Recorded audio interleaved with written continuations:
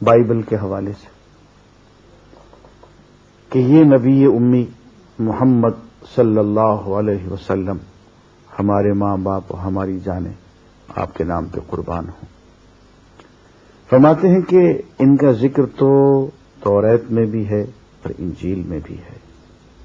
اگر تم نے کبھی غور سے اپنی کتابوں کو، سابقہ دینی کتابوں کو پڑھا ہوتا تو محمد الرسول اللہ صلی اللہ علیہ وسلم کو پہچاننے میں تمہیں کچھ دیر نہ لگتی. حضور اکرم صلی اللہ علیہ وسلم کی شان یہ ہے کہ آپ حلال کو حلال بتاتے ہیں، حرام کو حرام بتاتے ہیں. جی وہی حلال و حرام کہ جہاں آپ نے حرام کی جگہ حلال لکھا ہوا تھا اور حلال کی جگہ حرام لکھا ہوا تھا، جس کو سارا آپ نے گڑبڑ کر کے بالکل کھچڑی بنا رکھی تھی، شوربے کا شوربہ، پتہ ہی نہیں چلتا تھا کہ اس میں ہے کیا. محمد الرسول اللہ صلی اللہ علیہ وسلم پہ جو شریعت نازل ہو رہی ہے وہ فرقان ہے، وہ حق کو باطل سے، حلال کو حرام سے جدا اور ممیز کرنے والی ہے. اور محمد الرسول اللہ صلی اللہ علیہ وسلم کا مقام یہ ہے کہ لوگوں کی گردنوں کو غلامی سے آزاد کرتے ہیں. عزیزان گرامی، یہ ہر نبی کا مشن ہے. دنیا میں جتنے بھی نبی آئے، جتنے بھی رسول آئے ہیں، تمام رسل اور تمام انبیاء کا یہ مشن رہا ہے کہ وہ انسان کو انسان کی غلامی سے آزاد کرتے ہیں، انسان کو صرف اللہ کی غلامی میں دیتے ہیں. اور یہ ایک کسوٹی بھی ہے، معیار بھی ہے نبوت کا. اگر کوئی دعوے دار تمہیں نبوت کا ایسا مل جائے جو استعمار کا پشتیبان ہو تو سمجھ لو کہ اس کو اللہ نے نہیں کسی اور نے بھیجا ہے. اب میں آیات کی تلاوت کرتا ہوں، ذرا غور سے سنیے.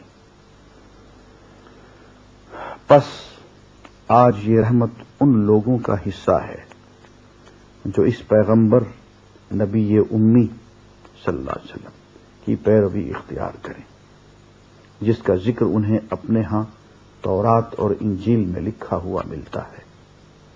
وہ یعنی محمد رسول اللہ صلی اللہ علیہ وسلم، وہ انہیں نیکی کا حکم دیتا ہے، بدی سے روکتا ہے. جی تورات میں بھی یہ لکھا ہوا ہے.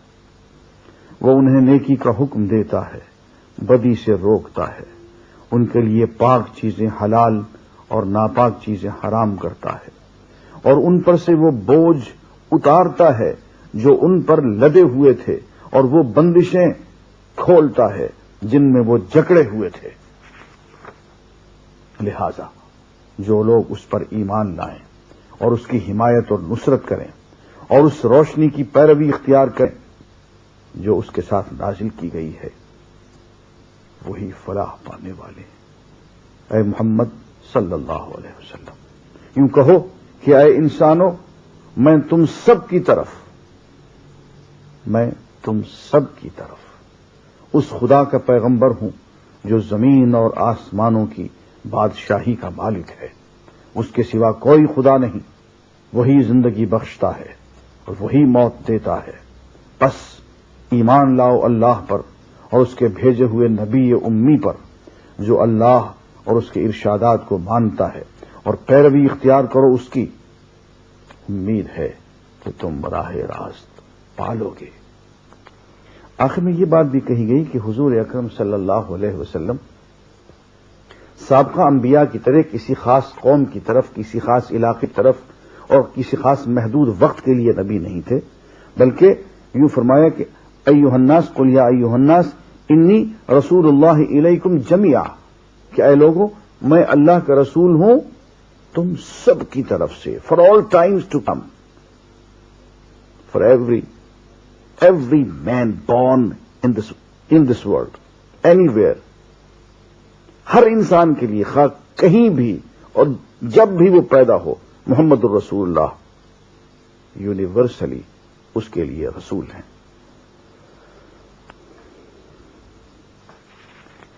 آفاقیت محمد الرسول اللہ صلی اللہ علیہ وسلم کی رسالت میں ہے، اس کے علاوہ اور کہیں نہیں ہے. ناظرین، اب میں ایک اہم واقعہ بیان کرتا ہوں جو سورہ اعراف میں آیا ہے، اور یہ واقعہ ہے اصحاب سبت کا، سنیچر والے لوگوں کا. بنی اسرائیل یہ بنی اسرائیل سے ہی متعلق ہے. ایک بستی میں کچھ لوگ تھے، انہیں یوں کہا گیا کہ تم ہفتے میں 6 دن شکار کرو، لیکن دیکھو ایک دن تمہیں چھٹی کرنی، عبادت کرو اور کام کرو، میاں کچھ نہیں، تم بیوی بچوں کے پاس بیٹھو، محبت کی باتیں کرو. اس دن شکار پہ نہیں جاؤ گے. کس دن؟ یوم سبت نہیں. اب انسان میں لالچ ہو تو وہ رہا نہیں جاتا، تو انہوں نے یوں کیا کہ انہوں نے کہا اچھا بھائی وہ شکار کسی ہیلے بہانے سے وہ کرتے رہے.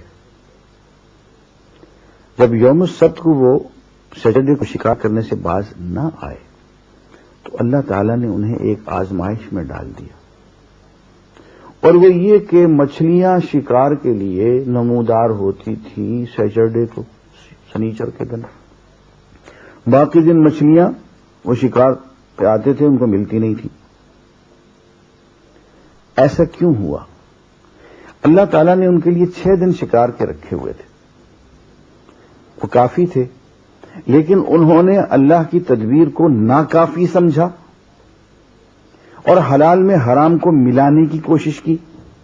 جب حرام کو اختیار کر لیا تو اللہ تعالیٰ نے پھر ان کو حرام کی ہی توفیق دی اور حلال کا راستہ آہستہ آہستہ ان پہ بند کر دیا. ناظرین، میں معافی چاہتا ہوں، میں اپنے ان دوستوں سے جن سے کبھی کبھی بحث ہو جاتی ہے رشوت کے موضوع پہ، میں کہتا ہوں کہ اگر تم رشوت لینا شروع نہ کرتے تو اللہ تعالیٰ تمہارے حلال رزق میں اتنی برکت ڈالے رکھتا کہ تمہیں رشوت لینے کی نوبت ہی نہ آتی. اب جبکہ تم نے رشوت کا دروازہ اپنے اوپر خود کھول لیا ہے تو اب رشوت کے بغیر گزارا نہیں ہوگا. یہ بالکل وہی اصحاب سبت والی کیفیت ہے، لیکن یہ راستہ ہم نے خود اختیار کیا ہے. میں آیات پڑھتا ہوں اور پھر اجازت چاہتا ہوں. اور ذرا ان سے اس بستی کا حال بھی پوچھو جو سمندر کے کنارے واقع تھی. انہیں یاد دلاؤ وہ واقعہ کہ وہاں کے لوگ ہفتہ کے دن احکام الہی کی خلاف ورزی کرتے تھے، اور یہ کہ مچھلیاں ہفتے ہی کے دن، سنیچر ہی کے دن ابھر کر سطح پر ان کے سامنے آتی تھی، اور سنیچر کے سوا باقی دنوں میں نہیں آتی تھی. یہ اس لیے ہوتا تھا کہ ہم ان کی نافرمانیوں کی وجہ سے ان کو آزمائش میں ڈال رہے تھے.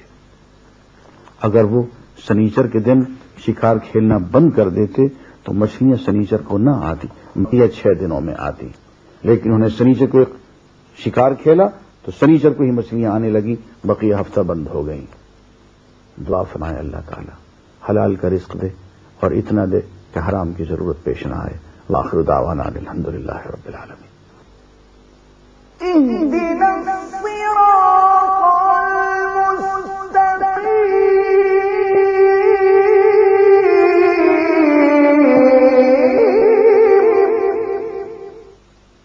الحمد لله رب العالمين والصلاة والسلام على رسوله الكريم محمد وعلى آله وأصحابه أجمعين. ہم آج سورہ الاعراف کا آخری حصہ اور سورہ الانفال کا ابتدائی حصہ مطالعہ کریں گے. قرآن مجید میں ایک مثال دی گئی ہے اس شخص کی کہ اللہ تعالی نے چاہا